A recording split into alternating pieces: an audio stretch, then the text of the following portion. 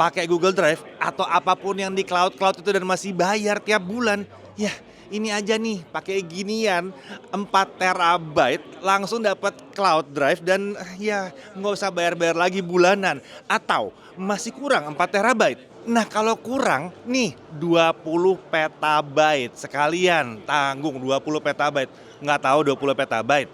20.000 terabyte. Ya, dari Synology ada. Ya, di Synology ini bahkan NAS atau Network Attached Storage udah pakai AI. Tapi bukan sembarang AI. Mau tahu AI seperti apa? Oke deh, gini aja deh. Kita bahas semuanya dengan lengkap dalam pembahasan di Liputan Computex selama pamerannya Synology ini.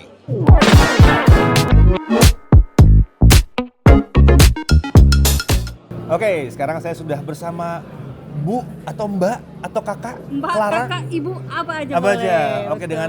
dengan Mbak Clara. Betul. Ya, dari Synology. Nah, sekarang kita mau tanya dulu nih, sebetulnya di Synology ini kan tahun 2024 di selama Computex ini udah keluar yang baru-baru nih. Yes. Nah, highlight-nya ada apa aja yang baru-baru di 2024? Oke. Ini ada highlight yang sebenarnya banyak banget. Terutama untuk enterprise, kita ada solusi enterprise ready, dan kita masih ada juga solusi untuk surveillance.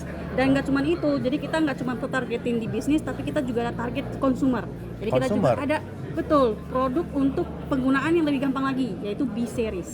B-Series, lanjutan yes. yang tahun lalu. Yes, betul. Oke. Nah, kalau kita bicara enterprise ready, sekarang kita ada 3 solusi utama dan highlight-highlightnya itu ada beda-beda fiturnya. Yang pertama dari sisi storage. Oke. Nah, dari sisi storage, karena kan kalau ngomongin enterprise, kebutuhan computingnya lebih tinggi. Ya. Dan di mana dia butuh ekspansi bukan dalam hal cuman kapasitas tapi juga computingnya. Oke. Jadi, kedepannya kita ada namanya scale out storage. Wow. Oke. Nah, Iya. yang di mana nggak cuma bisa diekspand dari sisi kapasitas, tapi juga ke computingnya. Compute-nya juga bisa diekspand. Betul Wow. sekali. Bisa sampai 96 unit dalam satu cluster dan total kapasitas bisa sampai 20 petabyte. Yang ini 20 petabyte ya. Iya, betul. Udah nggak main tera lagi. Udah nggak main tera. Udah nggak main tera lagi. Yes. Nah, itu dari sisi storage. Storage, oke. Yang kedua dari sisi proteksi. Oke. Nah, sekarang kan ransomware lagi rame. Ransomware rame terus. Rame terus. Makin rame makin Iya, serem ya. Apalagi enterprise kan datanya makin lama makin Iya, penting. makin masif datanya juga. Yes, betul. Jadi kita juga punya solusi data proteksi yang lebih advance lagi. Oke. Maksudnya advance kayak gimana? Jadi biasanya kalau kita saranin 3-2-1 backup strategi. Ya, yang pernah kita bahas juga dulu. Yes. Ya. 3 copy data Iya. di 2 media berbeda, Iya. 1 di offsite. Betul. Sekarang yang harus kita push itu 3-2-1-1-0. 32110. Oke. Itu gimana tuh? Tambahin 1 harus offline. Harus offline. Jadi maksudnya- jangan kesenggol sama yang lain-lain gitu ya. Yes, udah Oke. offline, immutable. Jadi biar tidak bisa dimodifikasi, dienkripsi, benar-benar aman gitu. Pure iya, pure nggak kejaga dari mana-mana gitu ya. Betul. Ibaratnya Yes. kalau nyimpen password ditulis di kertas. Iya. Tidak bakal terganti lagi Iya, ya. nggak terganti lagi. Iya, lalu ada 0. Tadi ada 0 Iya, kan? nolnya ini apa nih? 0 itu 0 error. Oh, nggak boleh ada errornya. Iya dong. Karena Oke. kalau backup intinya mau bisa direstorasi. Iya, supaya bisa dibalikin lagi. Betul. Iya. Kalau bisa backup nggak bisa restore sama aja. Sama juga bohong. Benar. Iya, jadi 3-2-1-1-0 sekarang Oke, targetnya. nambah lagi. Oke. Nah, itu kita ada produknya namanya Active Protect Appliance. Active Protect Appliance. Betul. Oke. Nah, untuk membantu user, terutama enterprise user, mencapai strategi 3-2-1-1-0 dengan mudah dan efisien. Itu kayaknya datanya nggak bakal hilang sama sekali kalau udah kayak gitu ya. Wih, luar biasa. Kejaga ya. Udah di archive judulnya itu ya. Archive, masih Iya. direplikasi, Iya. ada desentralisasi, masih ada juga immutable, air gap, wah ada Luar banyak sekali. biasa, oke. Betul. Nah, Kemudian tadi berdua, ada apa lagi nih? satu lagi produktivitas. Productivity, oke. Kan lagi rame nih AI. AI. Iya. Tapi tahun lalu udah AI. Sekarang AI-nya tambah lebih canggih. Jadi bukan pertama kali ya Synology pakai AI. Jadi Iya. bukan latah ya. Kayak tahun ini Iya. pada latah semua. Synology tahun lalu udah pakai. Udah pakai. Kali ini lebih mateng. Bedanya apa nih? Kali ini kita ada integrasinya dengan OpenAI. Misalnya kayak ChatGPT, Ya. ada Azure AI, Oke. ada Google Gemini. Gemini juga. Oke. Ada. Jadi udah integrasi dengan OpenAI. Iya. Jadi bisa dipakai kemampuan AI itu di solusi Synology. Jadi nggak cuma tahun lalu kan OpenAI saja, Yes. OpenAI doang. Nah, Sekarang banyak udah macam-macam. Iya, Oh, betul. Azure ya tadi ya. Azure AI juga ada, Azure AI Google terus. Mini juga ada. Oh, ya udah lengkap dong. Iya, Oke. dari email bisa, Office, spreadsheet, slide sampai dokumen sudah ada AI-nya. Oke. Itu sudah di Synology langsung. Udah lengkap semua. Nah, betul. Terus apa lagi yang baru sekarang tahun ini? Oke, tadi kan baru 3 nih. 3. Masih ada satu bisnis lagi untuk yang surveillance. Oh, CCTV yang kemarin ya? Iya, Ada lagi nih? Ada yang baru lagi? Ada, kita ada kamera baru. Kita masih ada lagi kamera yang langsung ke cloud. Kamera langsung ke cloud. Oh, Jadi- kameranya langsung. Oh, oke, Betul. iya. Nggak butuh perangkat NAS, nggak butuh perangkat NVR. Ah, oke. Jadi benar-benar semuanya ditembak ke cloud, cuma butuh kameranya aja dan internet pastinya ya. Dan ntar pastinya di cloud terus bisa ngapain? Seperti NVR biasa? Ya bisa manage, masih bisa di backup ke cloud segala macam. Oh, ini kayak Yes. NVR-nya jadi virtual. Iya, Oh, di cloud semuanya. di cloud semuanya. Oke, Nah, oke. dan ditambah lagi kita integrasi dengan tempat ini makin luas. Ah, iya. Kalau kita bicara surveillance kan nggak cuma bisa ngerekam ya, Iya, iya. mau bisa dikolaborasi, misalnya dengan akses kontrol, Iya. pintu bisa buka, segala Iya, macam. jadi absen itu udah nggak usah. Ya pokoknya datang aja deh. Betul. Langsung absen. Kita, ya langsung ada Gitu kan, face langsung absen. recognition ya. Iya, Oh, betul. si Budi udah masuk gitu. Jam berapa ada Iya, gitu. oke. Yes. Kemudian ada apa lagi nih? Itu kan tadi semua enterprise. Enterprise. Tapi kita pasti nggak bakal melupakan consumer, Consumer, iya. home user ya. Kalau home user nggak mau pasti pakai yang begini, enterprise Iya. terlalu pusing. Jadi kita ada B-Series. B-Series. Yang baru lagi. Ya B-Series kan kita ada B-Drive Hmm. yang berupa SSD ya. Iya, iya. Nah itu kan bisa langsung colok, langsung pakai. Iya. Ada 1, 2, 4 terabyte kapasitasnya. 4 tera. Nah Oke. yang baru kita ada B-Station. Nah, ini lebih gede lagi nih. Betul. Iya. Dari sananya udah 4 terabyte. Hmm? Jadi dia sudah seperti personal cloud. Personal cloud Iya. ya. Kita installnya cuma pakai HP, tapi bisa akses dari mana aja untuk backup HP bisa, backup laptop bisa. Oh, jadi nggak usah bayar-bayar lagi ya? Iya dong. Nggak usah bayar-bayar lagi. Satu Iya. kali beli udah Betul. personal cloud dan aman Betul. juga karena punya kita sendiri. Betul. Mau diputus nggak mau dibagi ke cloud bisa. Kalau dibagi lewat internet juga bisa ya, langsung dimatiin aja. Iya betul. Oh, lebih aman. Aman, privacy punya kita sendiri. Oke. Iya. Ada lagi? Itu yang paling terbaru. Itu yang paling semuanya. terbaru. Kalau Yes. gitu sekarang kita langsung aja ya. Berarti saya langsung jalan muter mau lihat barang-barangnya ya. Boleh. Oke, kalau gitu. Terima kasih, Bu Clara. Sip, terima kasih.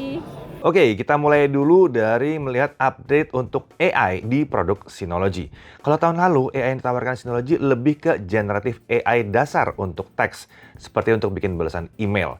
Dan sekarang kemampuannya udah beda nih, naik jauh.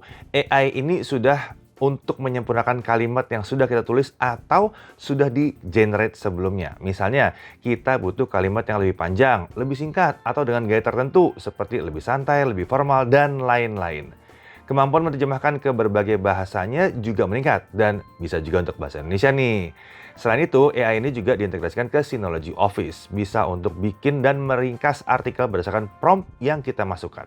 Bisa juga untuk menghasilkan formula di spreadsheet, jadi kita tidak perlu menghafalkan formula untuk fungsi tertentu. Bisa juga untuk membentuk template presentasi berdasarkan prompt, yang juga bisa diarahkan dengan bantuan dokumen tertentu. Bahkan isinya pun juga bisa kita custom sesuai dengan kebutuhan. Lalu ada Synology AI Console. Kita jadi bisa mengatur AI yang digunakan. Kalau sebelumnya hanya ada OpenAI saja, sekarang ada juga dukungan Microsoft Azure AI dan Google Gemini. Kontrol untuk fitur AI ini juga diperluas. Jadi kalau dibutuhkan, kita bisa membatasi penggunaan AI untuk user-user tertentu saja. Tidak ketinggalan, untuk menjaga privasi kita, ada juga fitur yang bisa menyamarkan data kita saat AI butuh diproses di cloud. Seperti yang tadi sempat disinggung itu ya. Jadi, dukungan AI di Synology itu jadi lebih luas, lebih fleksibel, dan sekarang lebih canggih. Nah, Synology AI Console ini akan hadir di jajaran storage Synology yang baru yang pakai OS DSM atau Disk Station Manager. Oke, kalau bicara soal storage, ada platform baru nih, GS Series. Ini adalah Distributed File and Object Storage yang dapat diperluas dengan mudah dengan cara scale out. Ini berbeda dengan pilihan Synology yang selama ini yang pakai scale up. Scale up itu maksudnya kalau butuh kapasitas lebih besar, kita nambah storage lagi. Efeknya ya kapasitasnya aja lebih besar, tapi sisi performanya tetap aja. Sementara scale out berarti kita nambahin node berisi storage dan controllernya. Node storage tambahan ini nantinya dihubungkan ke cluster GS series yang ada sebelumnya yang mendukung perluasan scale out ini. Selain bikin kapasitas meningkat, performa cluster storage-nya juga jadi meningkat. Kapasitasnya bisa sangat besar sekali, sampai 20 petabyte atau 20.000 terabyte dalam satu cluster yang berisi 96 node. Monster banget kan ini? Platform ini juga menjanjikan efisiensi tinggi serta reliabilitas yang tinggi, juga dengan service dan data availability yang disebut bisa mencapai 99,999%. Ini salah satunya dimungkinkan karena integritas data yang tinggi, bahkan saat ada maintenance pun, semua itu bisa dilakukan dengan mudah tanpa mengganggu operasional sama sekali. Synology tiering untuk membagi tempat penyimpanan data juga sudah didukung. Fitur ini bisa membantu efisiensi penggunaan storage di kelas enterprise. Nah, masih terkait dengan data, ini yang baru tadi ini, ada Active Protect Appliances, Purpose Built Data Protection. Ini adalah perangkat yang memang secara khusus dirancang sebagai alat backup penyeluruh. Jadi, ini bukan NAS atau storage server biasa yang diset untuk backup. Active Protect ini menawarkan backup yang efisien dengan performa tinggi yang dioptimalisasi untuk kecepatan. Ini cocok untuk pendukung infrastruktur penting untuk bisnis. Optimalisasi kecepatan backup didapatkan salah satunya dengan source side deduplication. Ini membuatnya cocok untuk kebutuhan masa kini. Sementara efisiensi bisa ditingkatkan dengan global deduplication untuk mengurangi penggunaan kapasitas storage dan network. Ini membuat proses backup tetap bisa dilakukan sekalipun perusahaan tengah ada di dalam jam-jam sibuknya. Nah, terkait recovery data, Active Protect ini disebut menjamin data akan bisa didapat kembali dengan perlindungan integritas data. Istilah kerennya immutability. Perlindungan data yang lebih mantap lagi dengan memposisikan data ke storage tertentu lalu membuat storage tersebut tidak bisa diakses agar data di dalamnya terjaga tapi tetap tersedia juga. Ini disebut sebagai air gap. Active Protect Appliances ini juga mendukung skalabilitas data protection di tingkat multi-site. Bahkan sistem ini disebut bisa mulai digunakan dengan cepat di edge maupun data center serta tersedia dalam berbagai konfigurasi. Jadi, ini bisa memberikan perlindungan data tingkat tinggi, termasuk bisa mengamankan data penting kita dari serangan malware. Seperti yang dibilang tadi ya, ini solusi 3 plus 2 plus 1 plus 1 plus 0. Nah, kalau bicara soal perlindungan, Synology juga punya kan solusi perlindungan untuk hal lain, surveillance. Ya, tahun lalu sempat kita lihat security kamera mereka atau CCTV mereka yang beberapa bulan lalu juga sempat langsung kami coba kemampuannya. Kali ini ada kamera baru, FC600 dan BC800Z. FC600 ini adalah kamera 6 megapiksel dengan sudut pandang mendekati 360 derajat fish eye ya, dengan dukungan untuk two-way audio. Sementara BC800Z adalah kamera 8 megapiksel dengan dukungan perekaman 4K dengan field of view yang bisa kita atur. Kamera ini juga dilengkapi sertifikasi IP68, sementara untuk fitur night vision ada dual infrared dengan jangkauan hingga 30 meter dan ada juga LED yang putih. Ini jelas kamera surveillance kelas atas. Nah, itu kalau dari sisi kameranya. Kalau dari sisi ekosistem surveillance ada beberapa kemampuan tambahan yang dihadirkan. Salah satunya adalah API untuk integrasi ke sistem third party atau pihak ketiga. Ini membuat security kamera atau kamera CCTV dari Synology ini bisa digunakan oleh sistem Axis, Vivotech, dan Plate Recognizer. Ini membuka peluang penggunaan kamera surveillance Synology untuk kebutuhan yang lebih luas lagi. Selain itu, ada juga kemampuan tambahan yang baru dihadirkan, seperti deployment multi-site untuk surveillance kamera, serta fitur direct to cloud yang mudah untuk dijalankan. Nah, terkait yang cloud ini, ada C2 cameras. Cloud VMS yang mumpuni, tapi tetap sederhana dan mudah sekali digunakan dengan centralized web management. Synology mengklaim pemasangan kamera baru yang terhubung ke C2 cameras ini bisa dilakukan dalam waktu yang singkat aja, hanya sekitar 3 menit aja. Sementara untuk privasi dan keamanan yang ditawarkan oleh layanan ini, semua dijamin dengan enkripsi yang disiapkan oleh Synology. Terakhir, kita lihat storage yang bisa kita pakai sehari-hari. Nah, ini untuk consumer umum nih. Kalau tahun lalu Synology menghadirkan B Drive, kali ini ada B Station. Ini adalah storage jaringan yang sangat mudah digunakan, seperti NAS yang disederhanakan. Ini sudah dikonfigurasi oleh Synology, dan setup awalnya juga web-based dengan langkah-langkah yang sederhana. Selama B Station ini terhubung ke internet, data di dalamnya bisa kita akses dari mana saja dengan akun kita. Seperti punya Google Drive atau Google Photos pribadi, ya. tanpa harus bayar biaya langganan lagi. Nah, B-Station ini tersedia dengan kapasitas hingga 4 terabyte. Cukup besar ya. Jadi gitu ya, semua yang ditawarkan di Synology tahun 2024. Menurut kalian sendiri, mana sih yang paling menarik? Yuk, tulis di kolom komentar dan kita akan bahas di situ. Saya Dedi Irfan, Jakarta TV.